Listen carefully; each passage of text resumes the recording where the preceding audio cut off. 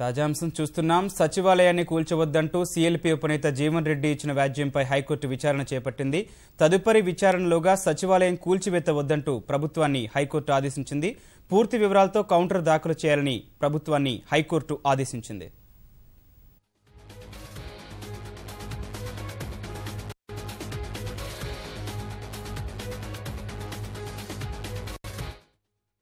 దీనిపై మరిన్ని వివరాలు మా ప్రతినిధి నాగేశ్వరాచార్యని తెలుసుకుందాం. చారి, తాజా అంశం సంబంధించి పూర్తి వివరాలేంటి?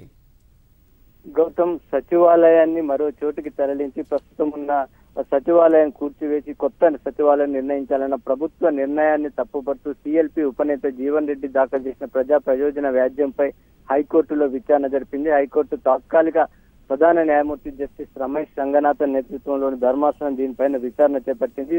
అంటే సత్యం రెడ్డి అంటే జీవన్ రెడ్డి తరఫున న్యాయవాది దీనిపైన వాదనలు వినిపించారు. ఎందుకంటే సచివాలయాన్ని ఇప్పుడు తరలించడం వల్ల ప్రజలు అనేక ఇబ్బందులు గురవుతారు. అదేవిధంగా ఒక సరైన కారణం లేకుండా ఈ సచివాలయం కూల్చివేయడం వల్ల కొంత కోట్ల రూపాయల ప్రజాధనం వృధా అవుతుంది. కాబట్టి ప్రభుత్వం యొక్క అనాలోచిత నిర్ణయాలని అడ్డుకోవాలని ఆయన హైకోర్టును కోరారు. దీనిపైన అడ్వకేట్ జనరల్ ప్రభుత్వం తరఫున వాదనలు వినిపిస్తూ అది చాలా పురాతనమైన భవనం, సుమారు ఒక 1880లో నిర్మించినటువంటి భవనం, దానిలో అనేక సదుపాయాలు లేవు, ప్రధానంగా పార్కింగ్ కూడా లేదు. కాబట్టి ఈ నిర్ణయం తీసుకున్నాం. ఈ నిర్ణయం పూర్తిగా పరిపాలనా పరమైన నిర్ణయం, విధానపరమైన నిర్ణయం కాబట్టి ఇందులో కోర్టులు జోక్యం చేసుకోకూడని అభిప్రాయాన్ని కూడా ఆయన వ్యక్తం చేశారు. కాబట్టి అయినప్పటికీ అంటే హైకోర్టు ధర్మాసనం దీనిపైన స్పందిస్తూ అంటే ఎప్పటిలోగా కూల్చాలనుకుంటున్నారన్న విషయాన్ని కూడా ఆరా తీసింది. అయితే తాము ఇప్పటికిప్పుడే కూల్చివేయమని కూడా హైకోర్టుకు అడ్వకేట్ జనరల్ ఒక వాంగ్మూలాన్ని ఇచ్చారు. ఆయన ఇచ్చినటువంటి వాంగ్మూలాన్ని నమోదు చేశారు. దీనిపైన పూర్తి వివరాలతో 10 రోజుల్లోగా కౌంటర్ దాఖలు చేయాలని ప్రభుత్వాన్ని ఆదేశించింది. అయితే అప్పట్లోగా మాత్రం తాము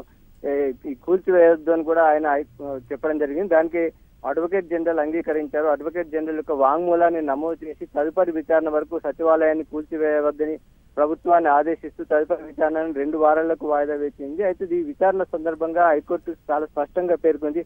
అది సచివాలయం తరలింపు వ్యవహారంలో కోర్టు జోక్యం చేసుకోవడానికి వీల్లేదని హైకోర్టు స్పష్టంగా పేర్కొంది. అయితే ఈ కూల్చివేతను ఏ విధంగా సమర్థించుకుంటారు, కూల్చివేత యొక్క కారణాలు ఏంటి, ఎందుకు కూల్చివేస్తున్నారన్న విషయం పైన మన ప్రభుత్వాన్ని వివరణ అడతాం. ఆ వివరణ ప్రకారం తాము విచారణ జరపాలా వద్ద, కోర్టులు జోక్యం చేసుకోవచ్చా ఈ విషయంలో అన్న విషయాన్ని మాత్రం పరిశీలిస్తాం. ఎందుకంటే ఇది కేవలం అంటే ఏ కారణం ఏమైనప్పటికీ ప్రభుత్వం యొక్క ఏ చర్య అయినా ప్రజా ప్రయోజనాలతో ముడిపడి ఉండాలి. అదేవిధంగా కారణం కూడా ఒక సహేతుకమై ఉండాలనేది హైకోర్టు అభిప్రాయపడింది. గౌతమ్, రైట్, ధన్యవాదాలు నాగేశ్వరాచారి.